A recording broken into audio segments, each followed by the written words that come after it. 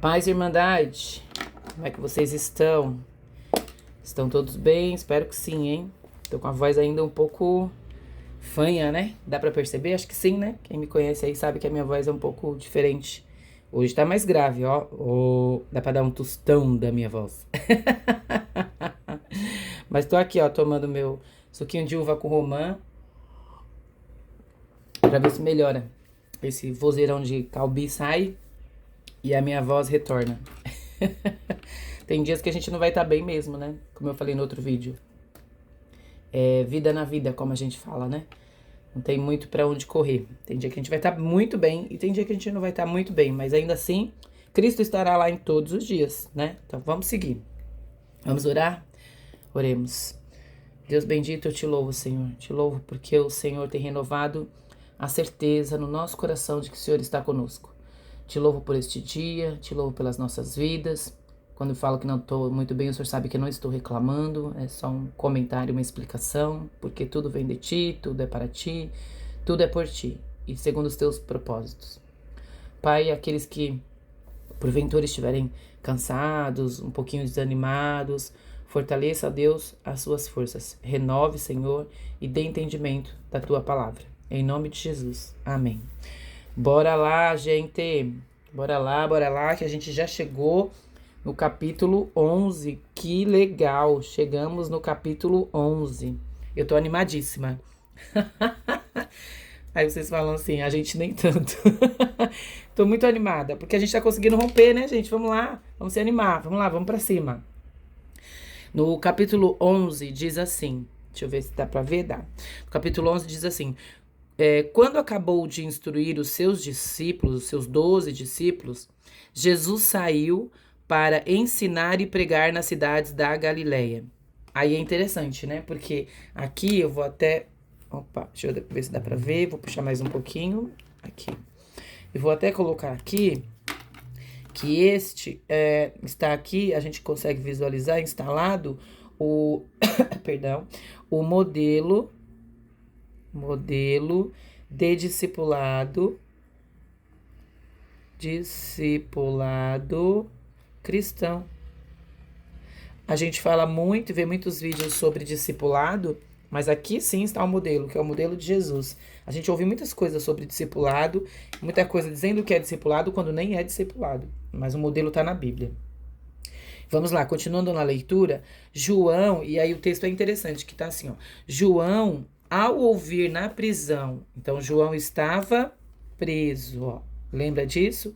João, ao ouvir na prisão o que Cristo estava fazendo. Então, chegaram as notícias do que Cristo estava fazendo. Ele enviou os seus discípulos para lhe perguntarem. Então, João, ele ouviu, mesmo na prisão, ele recebia notícias sobre o que Jesus estava fazendo. E aí, ele envia, João também tinha os seus discípulos, né? E João enviou aí os seus discípulos para perguntarem alguma coisa para Jesus, que é o que nós vamos ler aqui. Gente, e é muito interessante essa parte. Vamos grifar aí, marcar alguma coisa nesse sentido. Olha o que ele pergunta aqui. És tu, aquele que haveria de vir, ou devemos esperar outro? Sabe quando eu pergunto assim, és tu? O que soa para você? Porque para mim, deixa eu tirar essa fitinha vermelha que ela tá amassando a folha. Vou virar um pouquinho também, que eu gosto de escrever mais tortinho. Pra mim, quando ele fala assim, és tu, ele não está questionando, né? Mas ele está perguntando sobre essa identidade celeste, né? Sobre essa identidade. Então tem aqui um questionamento. Se tem um questionamento, é porque teve uma dúvida, né? Teve uma dúvida sobre o quê? Sobre essa identidade de Jesus. Então, dúvida, dá pra ver? Dá, né? Identidade celeste de Jesus. Porque Jesus quebrava as convenções, né? Jesus agia de forma muito diferente, né? Então, essa pergunta, ela espera algum outro contraste, né? Porque, na verdade, ela já traz em si um outro contraste. Porque se a gente lembrar João é aquele que estava lá batizando Jesus. E quando João ia batizar Jesus, vocês lembram que ele disse assim, ó, Eu é que preciso ser batizado por ti, tu vens a mim? Então ele sabia quem era Jesus. João sabia, ele fala assim, eu que preciso ser batizado por ti. Lembra, eu não sou digno de carregar suas sandálias, eu não sirvo nem para ser teu servo. E alguns comentaristas dizem que João está preocupado com as notícias de Jesus tocando impuros. Lembra que as notícias chegaram? Jesus agia de forma diferente, né? Ou talvez até pela questão da prisão, está fragilizado, o que ele podia fazer, ele não está podendo fazer porque está preso, e ele veio para anunciar esse reino, né? Mas, gente, um fato é importante, né? Se até João, esse que viu, ele viu a manifestação da Trindade. João, ele viu quando a voz de Deus veio e falou assim: Este é o meu filho amado. Então era Deus. Ele viu a pomba, que era o Espírito de Deus, e ele viu Jesus ali, a Trindade, sendo batizada por ele. E ele teve dúvida. E ele diz: És tu? Então ele duvida da identidade quando ele presenciou tudo isso. E nós? Isso traz um alerta para nós, que nós devemos tomar cuidado. Cuidado quando a gente começar a duvidar das coisas a respeito do reino. Cuidado, eu já falei sobre isso, com essas vozes na nossa mente, certo? Vamos nos atentar e tomar cuidado. No 4 e no 6, nós vamos ler aqui, diz assim, ó. É a resposta de Jesus. Aí diz assim: Jesus respondeu: Voltem e anunciem a João o que vocês ouvem e veem. Os cegos veem, os aleijados andam, os leprosos são purificados. Ou seja, eu toco sim, mas eles não me contaminam. Pelo contrário, eu curo. Então, quando a gente vai para Jesus cheio da nossa sujeira, sabe o que acontece? Ele não fica sujo, ele nos limpa. Os surdos ouvem, os mortos são ressuscitados e o evangelho está sendo pregado aos pobres. Isso é maravilhoso. Bem-aventurado aquele que não tropeça por minha causa. Louvado seja. Aleluia.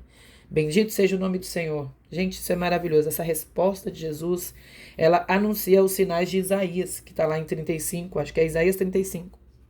Isso é lindo. Ele está falando que, lá em Isaías, ele estava falando sobre isso, sobre este momento. E nós precisamos também anunciar os feitos de Jesus. Isso remete para a nossa vida também. Do 7 ao 10, eu vou ler aqui só o 10, que diz assim, ó. Este é aquele a respeito de quem está escrito: Vejam, enviarei o meu mensageiro à sua frente. Ele preparará o seu caminho diante de você.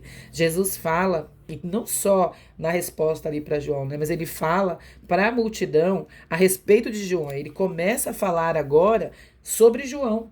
E aí do 11 ao 19, ele, aqui ó, dessa parte todinha aqui, é ele tecendo elogios e falando sobre João. Então aqui, ó, eu vou até escrever aqui, vou colocar aqui, ó. Jesus fala sobre João. João teve dúvidas ali da identidade de Jesus, mas Jesus vem falando da identidade de João, vem trazendo essa identidade de João. Isso é lindo, né? Isso é maravilhoso. E aí, isso do 11 ao 19, né? Agora aqui, do 20 ao 24, Jesus, ele profere um juízo contra as cidades, algumas cidades, né? E aí vale expor quando fala aqui Tiro e Sidom, e eu não vou ler, ó, tá vendo essa partinha aqui? Eu vou só grifar para você ler depois e saber do que a gente está falando.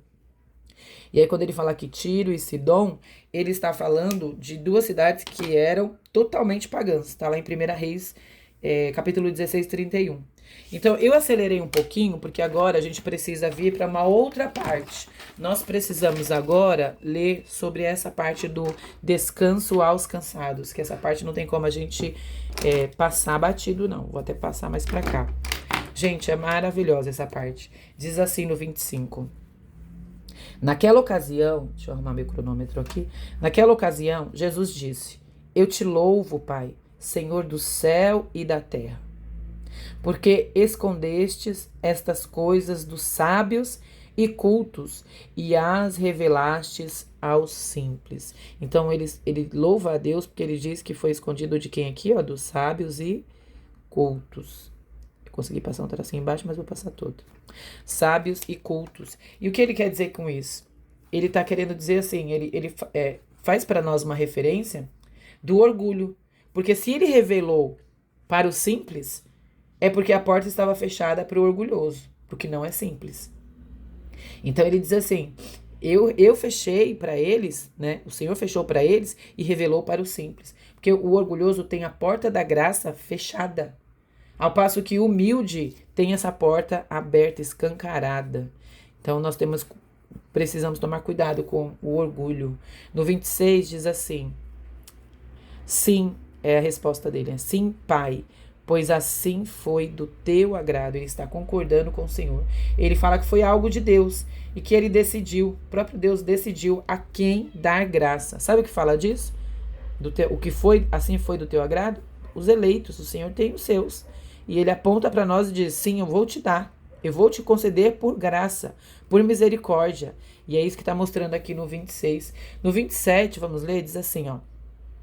Todas as coisas me foram entregues por meu Pai. Ninguém conhece o Filho, a não ser o Pai. E ninguém conhece o Pai, a não ser o Filho, e aqueles a quem o Filho o quiser revelar. Aleluia. Somente através de Jesus. Nós, esses meros pecadores, podemos conhecer a Deus. Ele é o nosso mediador, ele que faz esse link, ele que nos liga, ele que nos leva a conhecer a Deus. E nós precisamos fazer isso porque pelo meio de Jesus, por meio de Jesus. Ninguém vai até o Senhor Deus. Ninguém conhece se não conhecer a Jesus. Precisamos ter Jesus revelado para nós. Continuando aqui no 28, diz assim, venham a mim todos os que estão cansados e sobrecarregados, e eu darei descanso a vocês. Olha que lindo isso. Venham a mim. Isso daqui a gente pode dividir com 3 palavrinhas para ficar mais fácil. Vamos lá, então, ó. Venham a mim todos. Quando fala todos, sabe o que ele está dizendo aqui? Isso daqui é um convite universal. Não tem restrição. Ele diz, venham todos. Lembra do que eu falei dos eleitos? Ele nos fez para um propósito. Ele nos fez para algo. Foi pregado isso ontem pela pastora lá na nossa igreja. Para que ele cura? Para que ele livra? Para que ele faz tudo o que faz na sua vida? É para um propósito. Mas é para todos. Agora ele diz, venham a mim. Todos. Então é um convite universal. Quando ele diz, vinde a mim.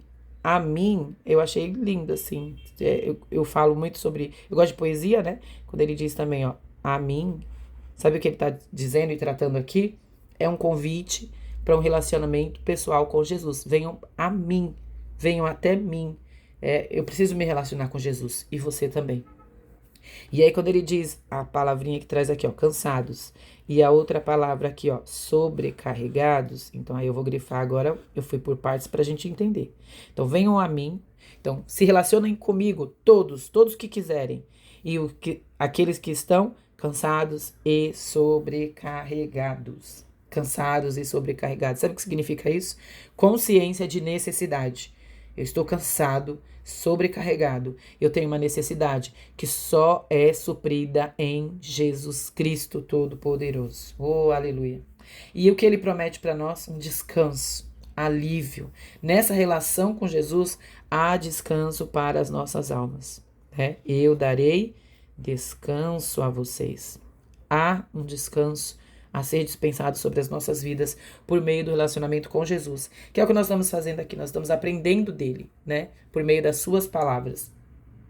O texto termina lá, aqui, ó, em 29, lá aqui, 29 e 30, e ele diz assim, ó, tomem sobre vós o meu jugo. Quando tá escrito, deixa eu pegar outra cor aqui, quando tá escrito, tomem sobre vós o meu jugo, Jesus está falando, sabe o que, ó? Tomem sobre vocês o meu jugo. Sabe o que é isso? Jesus está dizendo assim, você precisa ter uma vida com propósito. Sua vida precisa ter um propósito. E ele continua assim, aprendam de mim, porque eu sou manso e humilde de coração. E vocês encontrarão descanso para a sua alma. Oh, Jesus bendito, tem descanso para as nossas almas. Pois o meu jugo é suave e o meu fardo é leve. Aprendei de mim. Jesus nos chama a uma vida de... Aí eu volto, a gente iniciou com discipulado e termina com discipulado. Aprendam de mim. Ele está falando discipulado, certo? Vou grifar tudo e a gente vai falando. Ele fala, aprendam de mim. Então ele está nos chamando a uma vida de discipulado por meio do exemplo de Jesus. E ele diz aqui, né, que o seu jugo é suave e o seu fardo é leve. Sabe o que significa? Viver e escolher a Cristo todo dia não gera peso, não gera opressão, é leve. Se te entregar um evangelho que está te gerando opressão, é outra coisa, menos evangelho. Com ele, nós não sentimos falta de nada, não há peso, não há opressão. E assim eu encerro Mateus 11. Foi maravilhoso para minha vida, espero que seja para a tua. Louvado seja o nome de Jesus. Amém.